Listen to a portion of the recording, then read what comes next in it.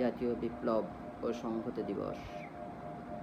1975 সালে এ দিনে আধিপত্যবাদী চক্রের সকল ষড়যন্ত্র রুখে দিয়ে আমাদের জাতীয় স্বাধীনতা, সার্বভৌমত্ব ও গণতন্ত্র রক্ষার দৃঢ় প্রত্যয় বুকে নিয়ে সিপাহী জনতার কাঁধে কাঁধ মিলিয়ে রাজপথে নেমে এসেছিল।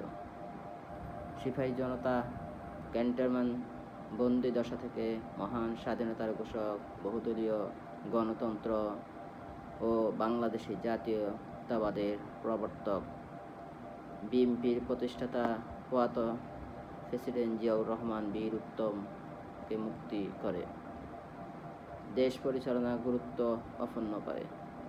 তাই 7ই নভেম্বর আমাদের জাতীয় জীবনের এক জাতীয় বিপ্লব ও সংহতি দিবস।